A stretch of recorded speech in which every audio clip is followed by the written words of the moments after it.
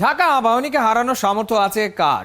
চলতি ডিপিএল এর 13 ম্যাচে আনবিটেন, পরের ম্যাচ জিতলেই শিরোপা জয়ের সেলিব্রেশন করতে পারবে ক্লাবটা। বৃহস্পতিবার ফতুল্লায় গাজী গ্রুপের বিপক্ষে ক্যাপ্টেন নাজমুল শান্তর শতকে আবাহনী তোলে 343 রান। 171 রানের বড় ব্যবধানে জয় পায় বর্তমান চ্যাম্পিয়নরা। সাইফুল রূপকের রিপোর্ট।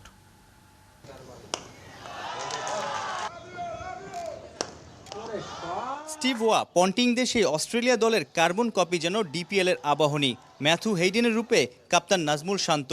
উইকেটের চারপাশে দৃষ্টিনন্দন সব শট। চলতি আসরে বাংলাদেশ অধিনায়কের দ্বিতীয় শতক। গাজী গ্রুপের বিপক্ষে 82 বলে 3 অঙ্কের ফিগারে শান্ত। বিকাশে কম খরচে ক্যাশ আউটের লিমিট বেড়ে 50,000। প্রিয় এজেন্টও 2টা। ক্রিজে নেমে আগ্রাসী, সোজা ব্যাটে বরাবরই টাইমিং করেন দুর্দান্ত। কাঠ পুলে কি দারুণ স্টাইল। বড় শট খেলাতেও বেশ সাবলীল নাজমুল শান্ত। এবার আবাহনীর জার্সিতে 3 ইনিংস ব্যাটিং করে 22, 118 ও 101 রানের ইনিংস। 2 সেঞ্চুরিতেই তার স্ট্রাইক রেট ছিল 130-এর আশপাশে। ঘরোয়া ক্রিকেটে সুপার ইনফর্ম। শান্তর এমন পারফরমেন্সের খবর পেলে বড্ড চাপেই পড়বে জিম্বাবুয়ে দল। জাতীয় দলের নেতা পেরেছে, আনলাকি বিজয় আক্ষেপে পড়ছে।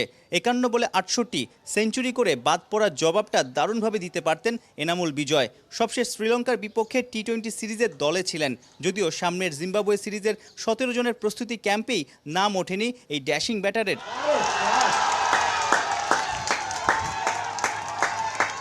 গেল 2 ডিপিএলেই রেকর্ড সংখ্যক রান করে আলোচনায় আসেন বিজয়, যদিও জাতীয় দলে ঠিকঠাক কিংবা টানা সুযোগ দেয়া হয়নি এই ওপেনারকে। চলতি ডিপিএলে 10 ইনিংস ব্যাটিং করে 1 সেঞ্চুরিতে 370 রান তোলেন এনামুল বিজয়। সামনে টি-20 বিশ্বকাপ, ডিপিএলেই প্রস্তুতিটা সারছেন। প্রতি ম্যাচেই এগ্রেসিভ মুডে ধুমধারাক্কা পিটিয়ে প্রায় 200-র আশপাশে স্ট্রাইক রেটে উইলোবাজি করছেন তাওহিদ হৃদয়।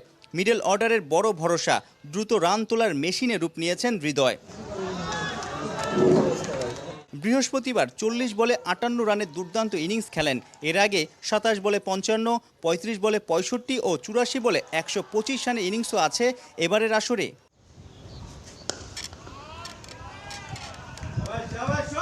বিজয় শান্ত হৃদয়রা ব্যাট চালিয়ে খেলেছেন। আগের ম্যাচে 50 হাঁকিয়ে ফর্মে ফেরা লিটন এদিন তুলেছেন 44 বলে 33 রান। সাইফুল রূপক, 71, ফতুল্লা।